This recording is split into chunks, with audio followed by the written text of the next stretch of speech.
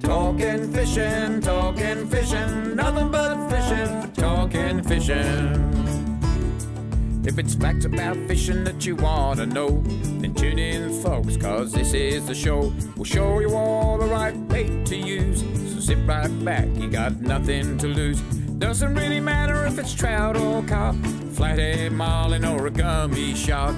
Listen to the guys and you can't go wrong. They'll be talking about fishing till the cows come home. Talking fishing, nothing but fishing, we're talking fishing. Welcome everyone to Talking Fishing, a massive show coming your way. So much to talk about tonight. Yesterday, barrel tuna down at Portland. It was a record day. 26 fish weighed in by Portland Bait and Tackle. Bullen Merri, if you haven't heard, a pretty big fish kill down there on the Chinook salmon. We're going to talk about that with Anthony Forster later on. Daylight savings ends this Sunday, and there is so much good fishing around the place. We're going to talk about it, but ads. We've gone from winter on the weekend to winter this morning to summer this afternoon. But, you know, the fishing's sensational apart from a little bit of bad weather on the weekend. That's right. You spoke about this ridiculous day on the barrel bluefin that we had yesterday, and we also got today our very first confirmed report of a swordfish at a lake's entrance. What's the charter boat? Far out. They got a really, really good fish this afternoon. So we got barrel bluefin, swordfish, the snapper going off their heads at the peninsula. The whiting is still good. The calamari getting better, and it's not even Easter yet. Not to mention the cuttlefish off Sorrento was sensational on the weekend. Trelly, you've been absent a bit, and we might cross to some footage we have of you where you've been. So, good to see you again. Thank you very much. Lots happening up. You opened a new shop in Bendigo. That's correct. Yeah, we put in some huge hours to get the shop up there in Bendigo going. So we opened that on the weekend, which was very successful. Yeah. And thank you very much to the people of Bendigo who welcomed us there. There you go. And our special guest in the studio tonight, Anthony Forster, no stranger to Talking Fishing, manager of Inland Fisheries. Anthony, welcome to Talking Fishing. It's great to be here. We've got a lot to talk to you about tonight. There's a lot going on. You know, you're the new native fish hatchery, record fish put into Lake Eildon, record Murray cod production at Snobs Creek. You're working on prawns in the Lake Tigers. I'm first to die. Fish kill, Bullen Merri. There is so much to talk to you about, and a lot to get through. But Trelly, you've been away for a couple of weeks. Oh, someone spotted you on their phone. Oh, busted. I think we've got a little bit of footage of where you Busted. were. Fishing till the cows come home. Talking fishing, nothing but fishing, we're talking fishing. Yeah, there's... Okay. Is that Anthony from Geelong? You idiot. Opening a new store, right? Oh, dear, look at the gut on him. Well, get it off. Where It's not me. I don't shave my head. is that Bendigo? I don't shave Is anyway. that... Hang on, you were telling us you've been working hard on the Bendigo store. Is that what you were doing? Oh, I think that might be a pub in Bendigo. I'm not sure. No, it wasn't. Spotted. You were watching. People phone you. Sorry, take it. Yeah, all right, relationship building in his new town of Bendigo. All right. Nothing. We're going to talk about Mick Molloy later on too. Massive story breaking on Mick Molloy. Okay. Folks, let's have a look at what's been caught by the people at home. It's time for Catch of the Week. Catch of the Week, brought to you by Shimano.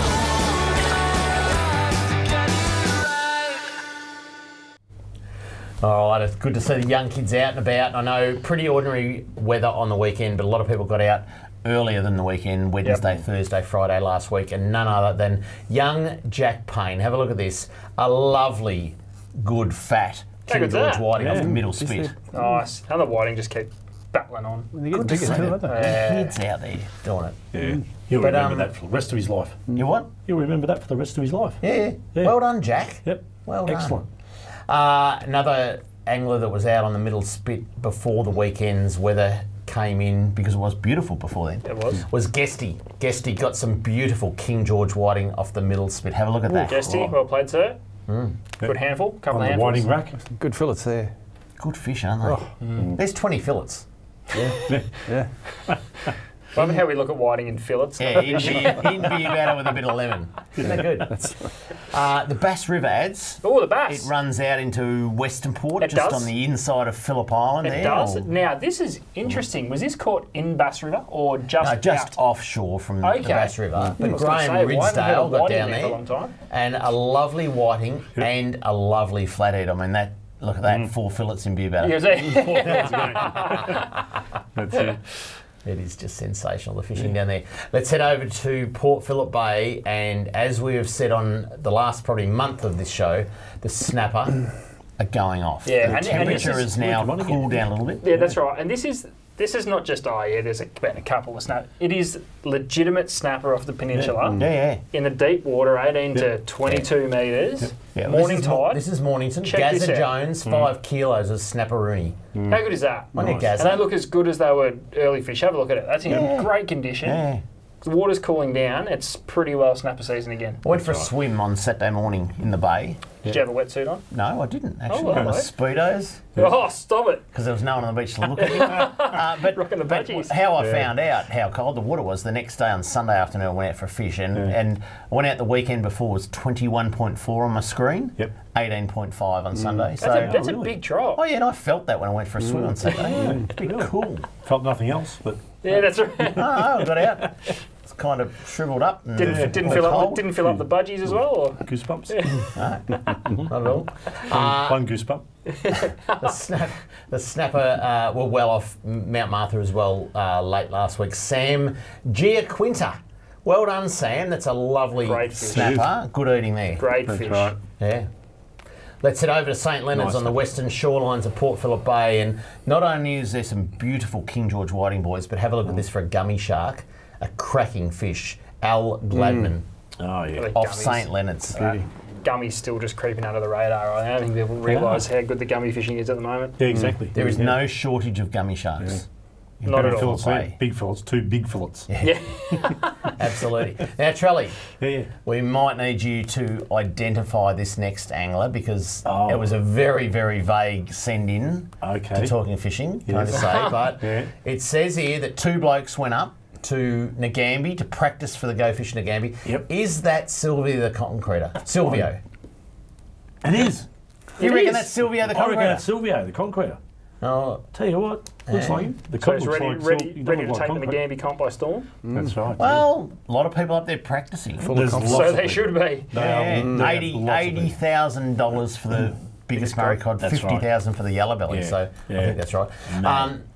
Well, Silvio the concreter also took Chris Pappas up, Yeah. and Chris got a lovely cod as well. Have a look at this. Yeah, oh, Paps. There's Crass. Yeah. Paps. Yep. Yeah. Do you know Nice Paps? fish. No. I think he's the apprentice concreter. Oh, gotcha. But yeah, a bit past that. Good cod. Ah, nice. He looking might cod. hold the great, great patternings on those. I reckon- cod, don't they? Look, great looking fish. Oh, mate. Chris holds the concrete boots as Silvio pours the concrete, I reckon. As long as you're not wearing the boots. Yeah, that's right.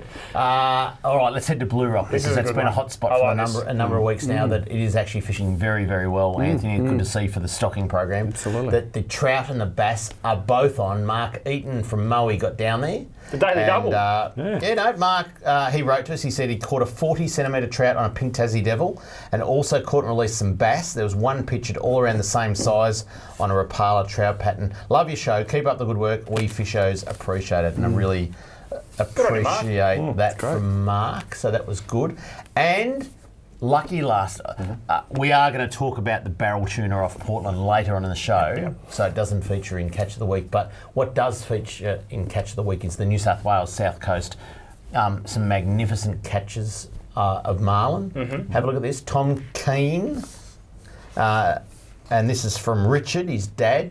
I know I shouldn't send in a pic of fish caught in New South Wales, but given so many Vicks head to Bermagui to catch a marlin, this 110 kilo estimated black marlin was caught by my son Tom last week at Burmy on a yakka. He bridled it himself, 1 hour fight, many jumps, released to fight another day. Not to mention the free boat ramps, free ample parking, boat wash down area, and cleaning tables. Don't get me started. Thanks, Richard. Appreciate that. Your son's got a lovely fish there. So, great facilities up at Bermagui and Narooma, places like that. We want that replicated in Victoria, and I tell you what, it's going to happen very, very soon. Announcements pending. But if you'd like to send in a pic of your catch of the week, this is what you have to do. If you want to be like me and have your photo on TV, email your fishing pic to info@ifish.com.au. Go Pies! Yeah, I wanna go fishing. Coming up next on Talking Fishing, fisheries news, plenty of that. And we're going to talk to Anthony Forster, the Inland Fisheries Manager of the Victorian Fisheries Authority, next on Talking Fishing. Talking fishing. We know what you'd rather be doing. We know what you've really got in mind. We know you'd rather be out fishing. And today's the day you're gonna wet a line. 'Cause every day's a good day. Stop wishing. Every day's a chance to drift away. Drift away. Every day's a good day for fishing. See it down and tackle world today. Talking fishing, nothing but fishing, we're talking fishing. Live from the studios of Channel 31 Melbourne, it's now time for some very fishy news. And welcome back to Talking Fishing. Plenty of news to talk about, boys. We are joined by Anthony Forster, the Manager of Inland Fisheries with the Victorian Fisheries Authority. Anthony, so feel free to contribute to any of these news stories because there's a bit to talk about. Number one, let's get on with it. Wild Harvest Seafood Festival is on at Malakuta from the 12th to the 14th of April. Have you ever been to Malakuta in Eastern Victoria? It's a seafood and fishing paradise, if you don't know it. The 12th to the 14th of April is the time to go because the Wild Harvest Seafood Festival is on.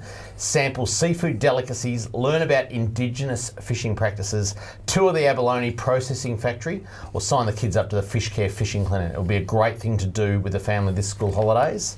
If you want to know more about it, all the W's, wildharvestseafoodfestival.com.au, I think it is. So there you go, that's on. Anthony, we're seeing a little bit too much of this, and I know there's nothing we can do, but we are in drought. Most of Victoria is in drought, and there's been quite a lot of, I guess, regional lakes. 2 weeks ago we talked about Rawson, and you know the lake virtually going dry, some good fish in there.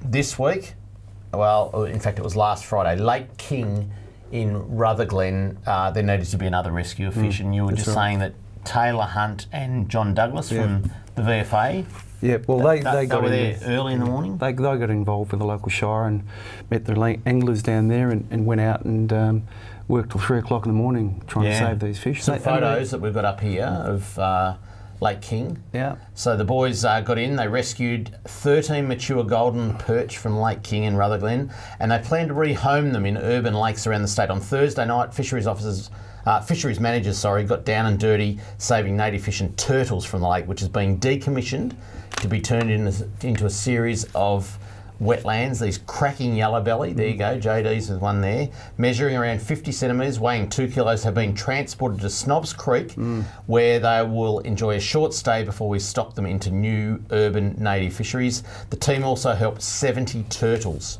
move to the newly formed wetlands. Fantastic result for the fish, recreational fishers and the environment. Stay tuned on news on where these fish will end up. They're not little yellers. They're good fish. Well worth saving. But I reckon in previous years they would have just been left to dry up and die, and you know there's a real, you know, it is tough times with the drought. Our guys are really serious about fish and fish. Care about every one of them, don't they? Absolutely, and they're in there and up to their necks in mud through the night doing all that. So hats off to them, they did a great job. Yeah. Excellent. This is a bit of a sad one for the fish, and we do care about every single fish. Swan Hill fisheries officers received an anonymous tip last Friday night and headed out the following morning. Upon arrival, they saw 2 vehicles with boats in tow on the bank next to one another. While officers were speaking to one man at the back of the boat, they noticed another person moving quickly behind the second boat. Officers saw that man carry a large fish from his boat and heave it into the water. I think we've got a photo of what they found. One officer approached the man and saw a Murray cod floating in the water. The man was questioned and admitted he'd caught the cod earlier that morning and knew it was oversized. The cod measured 93 centimetres and weighed a whopping 17 kilos. He received a $484 fine or infringement notice for possessing Murray cod larger than the maximum size. Anglers are reminded that Murray cod need to be between 55 and 75 to be harvested. Pretty. How big is that cod? Look at that photo. Sad It's a good state of affairs, isn't it? I mean, look, you have to put it in context. Most guys do the right thing. Most, I know. Most fishers do the right thing, but there are a few that don't. But you know what? If you're going to not do the right thing, you're going to get caught. Absolutely. How old would that fish be, Trelly? 17 kilos. That size could be, depending on 10 to 15 years old. Yeah, that'd be right. In that realm. Yeah, that's right. Could be a And little bit older. it's survived the slot, and the idea is to keep it there. You're correct, Anthony, too, because it has survived the slot limit. So it's got past that where it should be reproducing into the water. As per the slot limit and been taken out. So exactly. Anyway. Do the wrong thing, you're going to get caught. The Beaumaris Motor Yacht Squadron has a kids fishing day this Sunday, 7th of April, 11 until 2 p.m. Join us at the Beaumaris Motor Yacht Squadron for expert fishing, rigging and casting tuition. Come try for a fish or squid off our jetty. Free barbecue and soft drinks at 12 noon. All are welcome for this family fun day. Proudly supported and sponsored by the Victorian Fisheries Authority. Get down to the Beaumaris Motor Yacht Squadron, which is on Beach Road opposite Kramer Road in Beaumaris.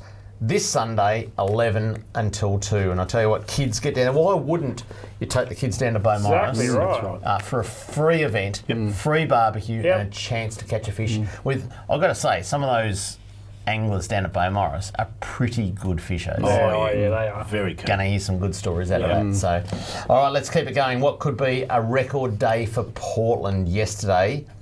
The local bait and tackle shop weighed 24 barrels.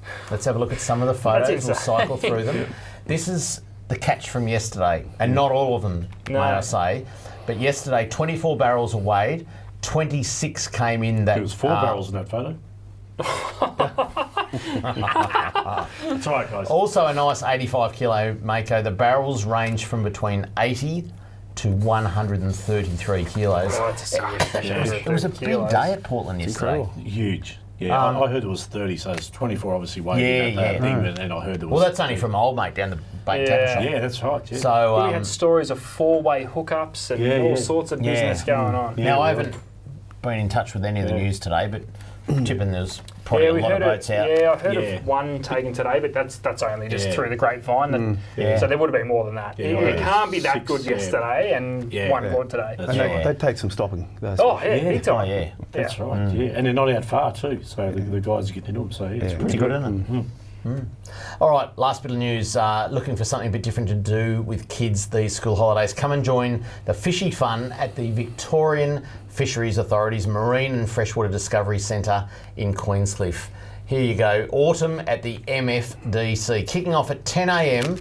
on Monday, 8th of April, which is next Monday, and running all the way through until Thursday, the 18th of April. The Marine and Freshwater Discovery Centre will be opening its doors to the public. We'll be hosting a range of free and paid activities that will be sure to lure you in. Below is a snippet, I'm just reading off this, of events: rock pool ramble, ocean art, fishy story time, family fishing trips, marine biology cruises, and a shore snorkel. There you go. Pretty cool. The Marine Discovery Centre will be open to the public every day, where our staff will be teaching the values of caring for marine life and how research helps our fisheries become even better. Hurry up. Bookings are now open. Get on to, I haven't got the website in here. Might be on here. No, it's not. Get onto the vfa.vic.gov.au. I'm sure it's up there on their website or on their social media. But anyway, a great day to do that. That's the end of the fisheries news, but Anthony, some big news just coming out of Snobs Creek Fish Hatchery. Number one, a record amount of Murray cod produced this year. Number two, a record amount of fish stocked into Lake Eildon. Absolutely. So we've had a bumper year this year, Dave. Steve Villa and the guys down there have put in a terrific year. We had a really warm spring and we had a warmer summer, which means we could use the plankton ponds twice. And the algae bloomed. And when you say twice, what? So put eggs in and harvest them? Harvest them, then refill it and start again. And that's very unusual at Snobs Creek. So it's been a really long... When you say refill them, what do you drain them? You drain them completely, you fertilise them, they refill them, and algae bloom starts, then the zooplankton bloom comes over the top of that, and about 3 or 4 weeks later they're ready to receive another batch of small larvae from the hatchery. Under the cover of all that algae? Absolutely, so away they go again. And it's a feature of warm climate, and we haven't had that in Snobs Creek for a long time. So it's we're going to talk about the new native fish hatchery later, but I guess that will be the climate that's desired for Murray cod. So to do that, Snobs Creek's pretty good. It is. Let me give you some numbers. So about 10 years ago, we were producing 200,000 to 250,000 Murray cod at Snobs Creek. We thought we were pretty good going back then. Since then, we've put some more ponds in. We've increased our brood stock numbers. And this year, for the first time on record, we've produced more than 850,000 Murray cod. Wow. And that's just extraordinary. Yeah, it is. And that means... From 200,000. From about 200,000, So Steve Vidler and the guys have done a great job. They've built the brood stock numbers up. They've fed them really well. A really mild summer, double use of ponds, and away we go. And that means we can do really good things, like put record numbers of fish in Lake Eildon. So this year, we put 500,000 Murray cod into Lake Eildon. In the last year? This summer just gone. And 300,000 golden perch. So it's over 800,000 fish in 1 year, and that's a record as well. Not bad for a trout hatchery. That's pretty good. 70, probably 2 years old. So, and it's just down the road, and it was really convenient, and you know, the fish are going well, and Eildon is just such a great fishery. Yeah, it's awesome. But you know, it gets better because in Rocklands Reservoir, this year we stocked something like 800,000 fish, including lots of cod and lots of golden perch. And over 2 years, we've now clicked over 1 million fish in Rocklands from scratch. So that will be a wonderful fish. The other thing we need to put in perspective is that if you didn't produce, say you were still producing only 200,000 Murray cod, the government has committed to stocking a lot more fish. You would have to buy those fish from New South Wales. We would. So you're actually producing them, and every one of those cod, how much would that be worth? I can't reveal the exact price, but you know, 50 cents plus for a Murray cod these days. So it's a lot of money. We've saved the taxpayer and the recreational fishers a lot of money by efficient production. There you go. Remarkable stories coming out of the breeding facility, Snobs Creek Fish Hatchery. It's so good. Coming up next, product of the week, and we're going to talk more with Anthony Forster. He's the Inland Fisheries Manager at Victorian Fisheries Authority. We're going to talk more straight after this on Talking Fishing. Talking Fishing.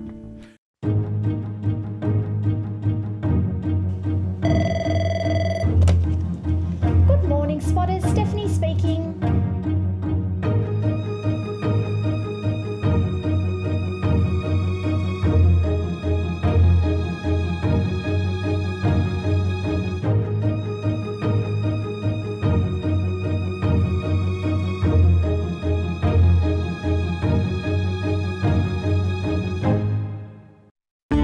Product of the week, brought to you by Tackle World. Talking fishing, nothing but fishing, we're talking fishing. Welcome back to Talking Fishing. I tell you what adds the talk of barrel tuna at Portland, the talk of the first sword from Lake's entrance.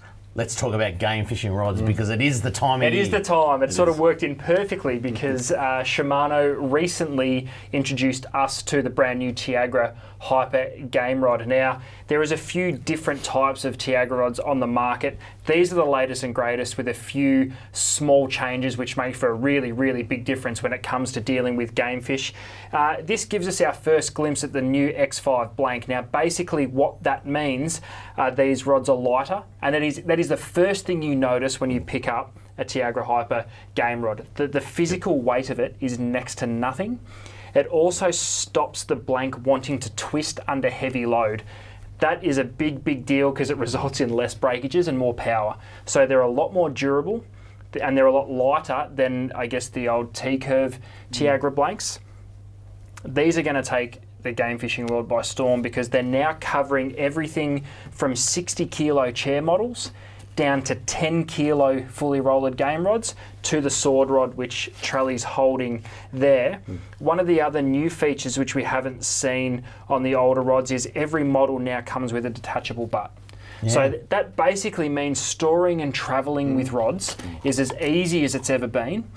Bent butts are now becoming, I guess, widely recognised as the most comfortable way to target and fight big fish on extended fights. You will not find a sword rod or a specifically designed sword rod without a bent butt. The amount of leverage and power that you can put on a fish without actually draining your own energy is phenomenal. And these are now all carbon butts, so they're very light but super, super powerful. The difference between the sword rod to the rest, the game rods come fully loaded with AFCO rollers. They're the most reliable, they're light, they're just a brilliant roller, oversized roller tip, whereas the sword rod is guided all the way through. No rollers. No rollers? No, so Fuji silicon carbide insert rings. Basically it keeps the weight down, but we're dealing with mainly braid when it comes to sword fishing. So braid being so thin, it can't jump into the walls of the guides and get caught between the roller and the casing, hence why it's fully guided. So the sword rod's very short compared to the others. Again, it's just for getting maximum leverage, because you tend to fight a lot of the fight on the swordfish straight up and down, so length is not really your best friend that way. Super light. Super light. It's super light. It's insane. Like, how's that? It's just... It's incredible. It's just nothing there. There's nothing. So the other thing as well, adding to the comfort, a Win Polymer foregrip. A what? Win Polymer foregrip. That's the technical name for basically tennis racket grip. But I would have said leather bound. Yeah, no, well it's got a leather feel. No, hasn't it? Yeah, it's got a leathery feel, but it's not leather. So Win Polymer basically it doesn't mind the moisture. It doesn't mind the moisture. It's super comfortable, and the grips are quite thin. And I think that's important. Trying to hold on to these fish for so long, you'll be harnessed up more often than not. As soon as you start getting something's fatiguing and your hands go really quick, especially if you're holding on for dear life, because some of these fish want to pull you overboard, it just makes the fight so much easier. So you can see Dave on the butt there. That is the butt section off the sword rod.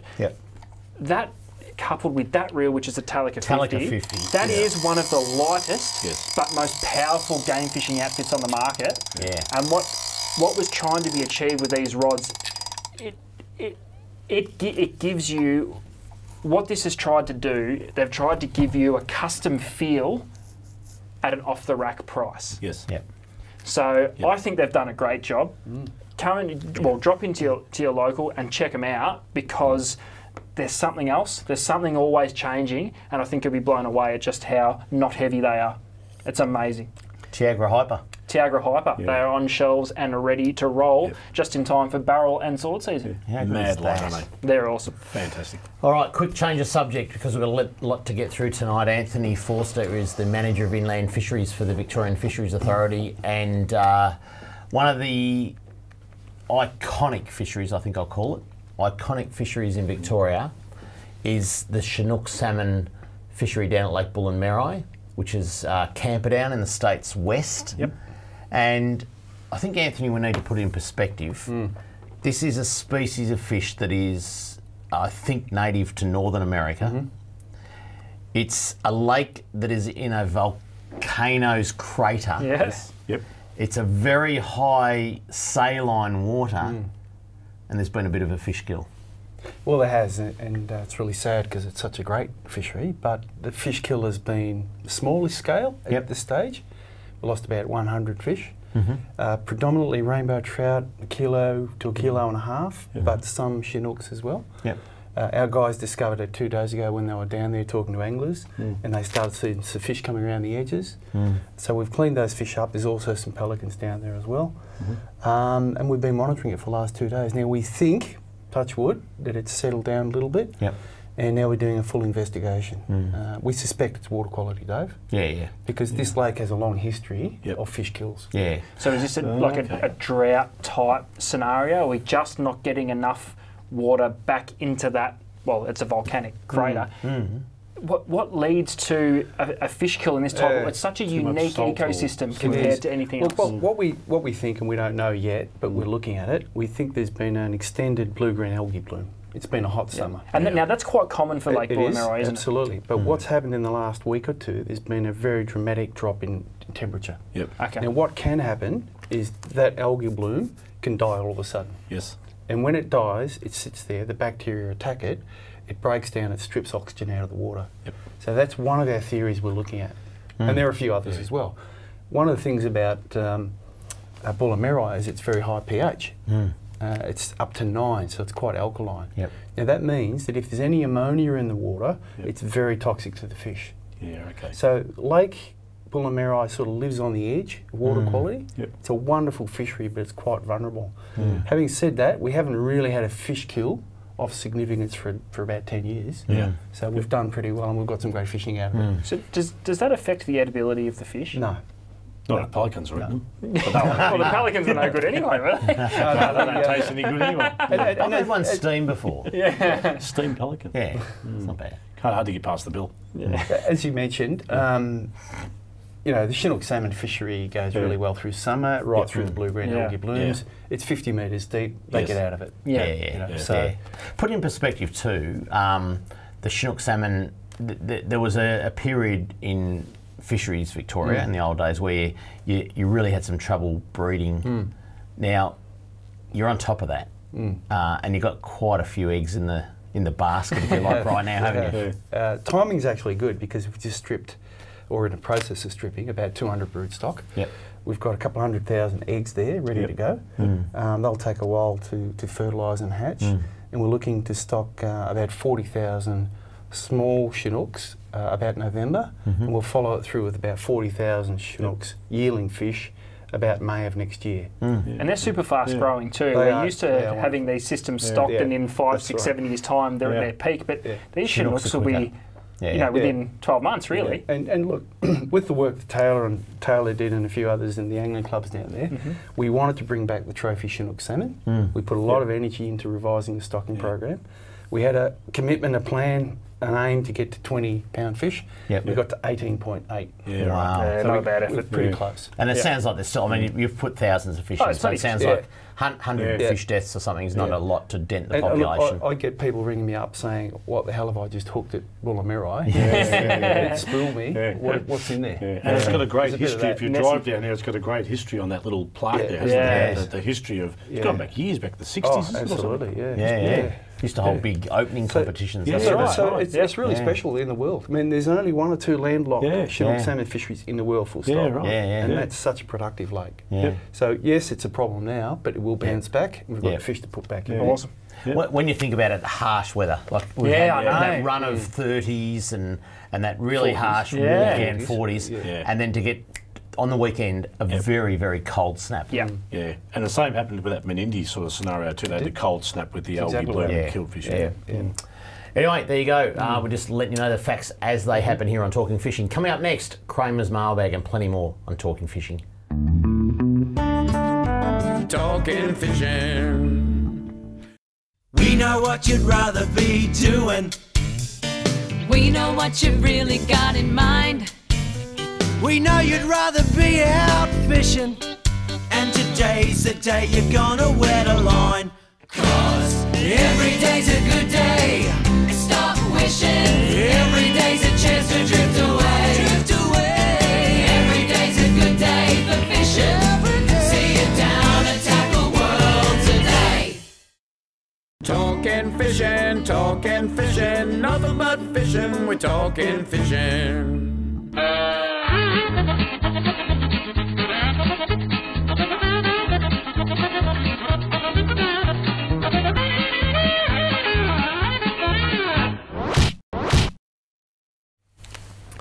Bit of mailbag, boys. Starting to roll in. I don't know whether it's a good segment or a bad segment. Oh, it's the best segment. We'll discuss it. You may recall last week, the week before we had Lucy Jones from the Victorian Fisheries Authority on, and we talked about digital licences. Charlie, I know you've been away because you've been in that bar. Bit of feedback through the store on that, by the way. And we had someone write to us last week about the question was, what happens if tourists come that don't have mobile phones? Well, this is live television, folks, and what you say, is whatever comes first in mind. And somehow I just had a flashback that Tasmania is behind the rest of Australia, and I thought they had, whenever you go to Tasmania, seriously, you never have mobile phone reception. Like they got 3 towers in the whole state. So I did refer to we banning Tasmanians from coming to Victoria. Well, that's an idea. Yeah. Table that. But we had some mail this is from Mandy. No, this is serious. Thanks for remembering Tassie. Pity it was in the wrong context. Even worse, I was in your shop today. It's just rude. Oh, Mandy, I apologise for, it was not meant at you, Mandy. It was meant at Tasmanians in general. And can I just clarify? Because I don't mean to offend Tasmanians. I'm going to give you a spade so you can dig a little bit deeper. No, I've got some. No, don't worry about that. I've got some photographic evidence. Now I got onto Google Earth. And I went into Street View. This is serious, right? Street. Now have a look at the first photo here. That is the Stanley Post Office. It still has a working red telephone box. Good work. No. He's got the yoke one, the yoke type telephone. It's still, you can still dial. Like you turn your fingers around. The kids of today wouldn't know that we used to dial instead of press buttons. No. But that is the Stanley. It's at least 50 years behind the times. Right, and there's no tower in the centre. And I promise this is real. No, seriously.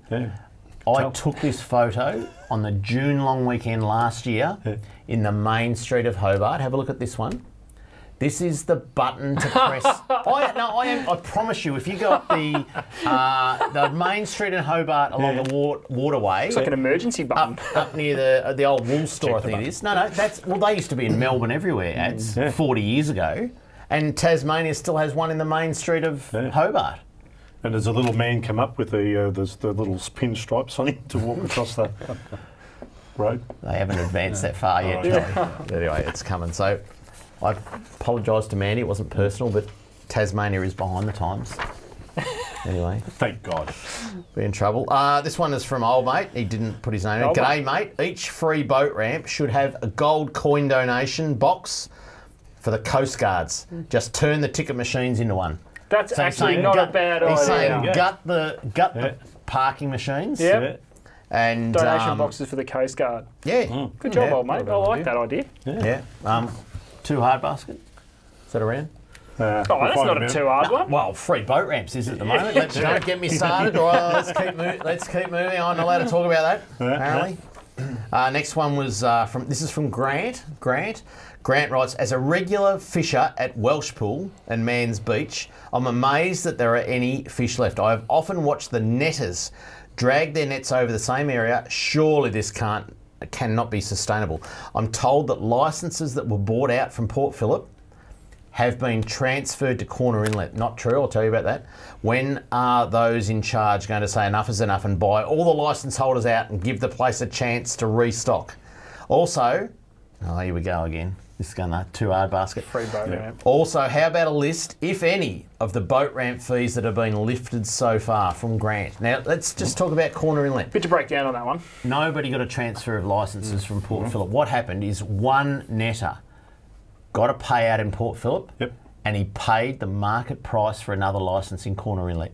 Okay. Hence, that person, yes, is operating at Corner Inlet. They didn't get it for free, they didn't transfer, they paid the market and reasonable price for a netting licence in Corner Inlet. So that's what happened with that. Anthony represents freshwater, so we can't comment on that one. And he's not allowed to comment on anything or get the sack. Anyway, although Lucy Jones let loose a little bit the other week, she just commented on a few things, didn't she?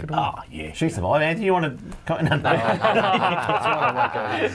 It's all good. So anyway, that's it. Boat ramps, got no list to mention so far. Sorry about that, Grant. Let's keep going. Oh, this was one from the other week. A guy asked, hi fellas, I've been fishing semi-regularly. I suppose it's too hard. The too hard basket. The too hard basket. Bit building up there. Yeah. Got someone on the show that might be able to answer some of those coming up soon. Hi fellas, been fishing semi-regularly at Sugarloaf Reservoir for the last 10 to 15 years. Originally it was stocked with trout, but that stopped many years ago. I've caught yellowbelly there, but not recently. There are so many small redfin and carp, but I haven't seen any trout or perch for years. Given the amount of stockings going on around the Victoria, could you ask the Minister, he's in the house, why there is no fish stocking at Sugarloaf? It's been a popular fishing location that seems to have been overlooked lately. The message came back from Brian, who works for you, I think. Brian writes, please find attached our reply. Sugarloaf Reservoir currently holds redfin and carp. We have not stocked this water since the year 2000 due to concerns about heavy metals and that these levels pose a potential human risk if consumed. We are following up with Melbourne Water to reassess the situation with the aim of being able to stock trout. Fair enough, fair enough answer. Yeah. And we're knocking on that door. Yeah. Well done. Oh, if you'd like to write into Kramer's... No, I was going to start on the next subject. Rookies. If you'd like to write into Kramer's mailbag, this is what you do. Send your mail to Kramer's Mailbag, PO Box 734, Patterson Lakes, Victoria 3197, or email kramer@ifish.com.au. Change of subject, boys. Yeah. Now, you guys remember the front bar? You watch the front bar? Yep. The footy show? Yes. Yeah, pretty good show. And they reckon we're ripping them off. They had Vice versa, is it? It's vice versa. No, well, no. We get along with them pretty good these days. But Mick Molloy has started a campaign. I don't know whether you've seen that, boys. Oh, no, I haven't seen this. To get Gary Lyon on the show. Oh, So okay. let's have a look at what Mick's up to. You were sending a bit of a message to someone trying to get him on the show. Well, threaten's a bit strong. I threatened Gary Lyon. I said, Gary, come on the show. If not, I am going to show clips of you on AFL Squadron. This morning, my special guest is Collingwood centre forward, Craig Stafford. Welcome to the show, Craig. Thanks, Gary. Craig, the Pies are going along quite nicely at the moment. What's been the secret to their success so far? Oh, we've been training pretty hard this season and we're just looking forward to the finals now. Right, I can see that you're not giving too much away there, Craig. Nick, you're not that innocent yourself. How about a campaign, boys? Because we have reached out to Mick before, but we think Mick should come on the show, don't we? Oh, absolutely. We should get Mick Molloy on the show on Talking Fishing. Exactly. He'd be comfortable at the bar. Yeah. Mick, Don't be scared. if you don't come on the show, we are going to play some stuff from your early days like this every week. Don't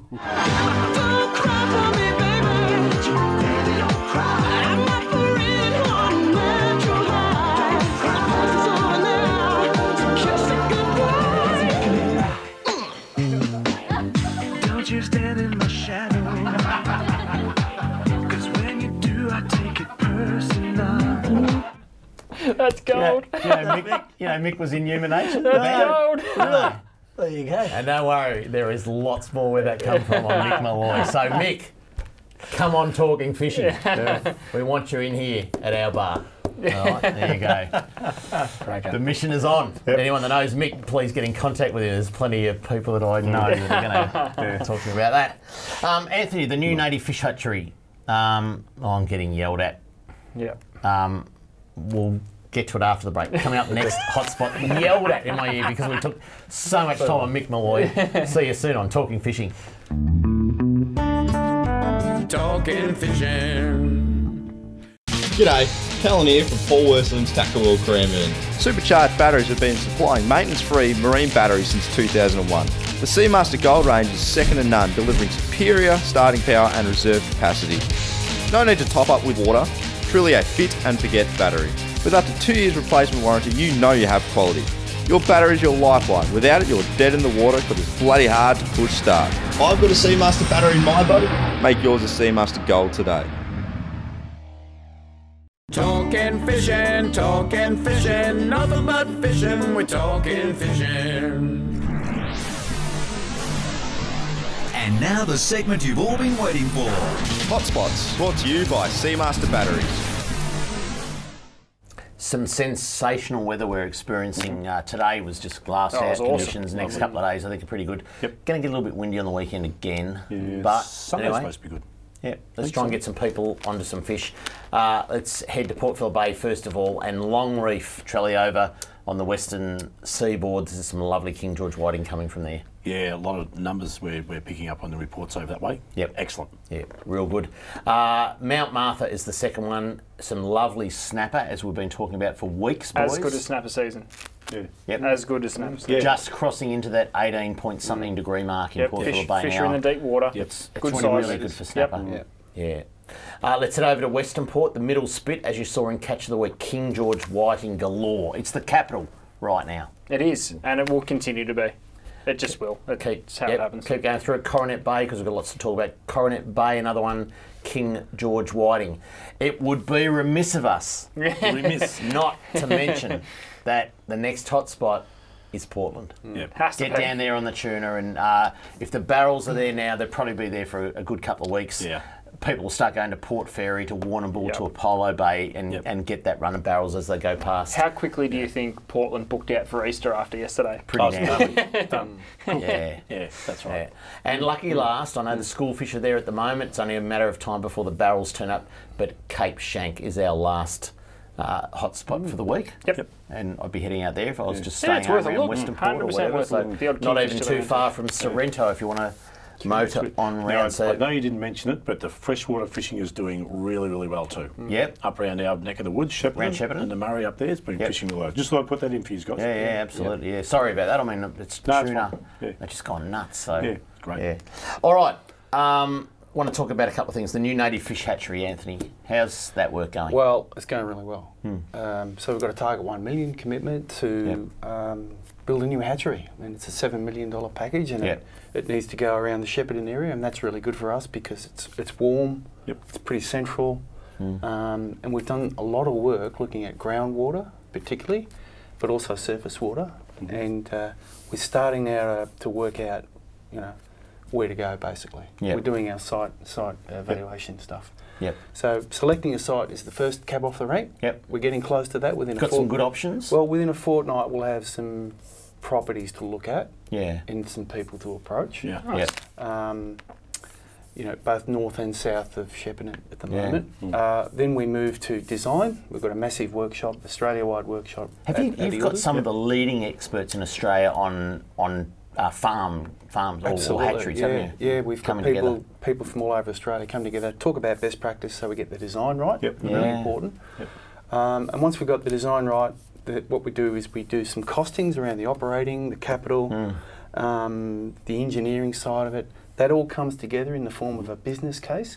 We go back to government and say, right, for $7 million, this is what we can get. And if you want to pull more, that's fantastic. But here's the scope and scale of it. This is where it's going to go. Get behind it and let us get on with it. So we're on track for that, and it's going to be super exciting. We've got a vision for our hatchery to produce 4 or 5 million fish a year. Wow. And that's a big hatchery. That's a big one. And it will make a huge difference to our recreational fishery. Good to see. I mean, this is all part of Jarla's list that we put up at straight after the election. Some of it is really starting to hit the road in a big way, isn't it? Yeah, it's going to be really tangible. The other thing it'll do is it'll free up our oversupplied facility at Snobs Creek. It'll relieve a lot of pressure there. It means we can move some Murray cod to the new farm. That'll enable us to build our threatened species production of Macquarie perch, trout cod, and we're also going to get back into catfish as well, and silver perch, and even blackfish. So the two work really well together. So it's just such an exciting project. A hot topic, boys, at the moment is what they call inter-valley water transfers. So what it is water is being transferred from, I guess, the Goulburn or Eildon system, being transferred down the Goulburn River all the way to the Murray, down the Murray, extracted for farming somewhere else, and some of that water was owned by the Victorian Environmental Water Holder, I believe. But you go to the Goulburn now, it's running quite high, and it's also running quite cold. That's right. What that does, you've got all that, I guess, natural fish, Murray cod and golden perch in the Goulburn system that spawn, lay their eggs, whatever they do, and then you've got this massive flow of colder water coming down that I believe probably results in the recruitment failing. I think you've hit the nail on the head. And it's also the anatomy of a river starts at your riverbank. Yep. You know, that riparian area, and I'm not telling you, Anthony, anything that you don't know, but that riparian area, which is on your riverbank, is being killed by this constant flow of water. Is that just because the water's higher than it should be? Oh, it's so high. Exactly. For this time of year. I was up there last week and it was so high. Yeah. So that kills off that base where all your bugs and then everything stems from. So you can imagine the Goulburn River in the olden days would have been flowing quite slow at this time of year and probably quite warm. Like, you know, might be 22, 23 degrees. Yeah, yeah. Now it's running at 18 degrees, and which is not the optimum for those, you know, for those larvae or eggs to survive. Correct. Can I just say that we are going to have the Water Minister, Lisa Neville, on the show in 3 weeks' time. Yep. So we're actually going to dedicate a show to water because water is important for fish. Funny about that. Yeah. But Charlie, can I just put it to you? Okay, so if we have failed recruitment in those native species this year, and we had the same thing happen last year, correct? Does it matter? Because I guess the question for you is, if you had a failed recruitment in whiting for 1 year or 2 years, that affects the fishery in the next 3 years. That's right. Does it matter if you miss a couple of years of Murray cod because they're that old?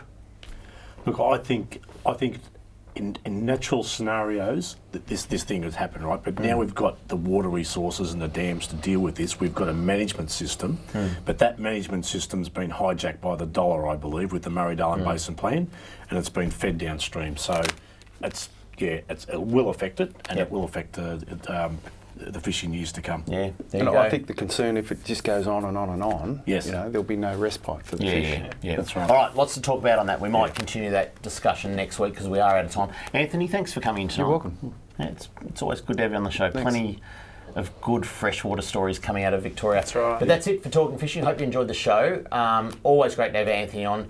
Don't forget that daylight savings finishes this Sunday. It's all over as far as I'm concerned. The world's over. I didn't get to mention that the Saints are in the 8.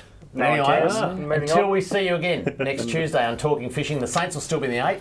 Please stay safe on the water and enjoy your fishing. Talking fishing, nothing but fishing, we're talking fishing. We got all you need, just take a look. Watch those fish jump on your hook. So just relax and take your time. Enjoy the show, then drop us a line. Talking fishing, nothing but fishing, we're talking fishing.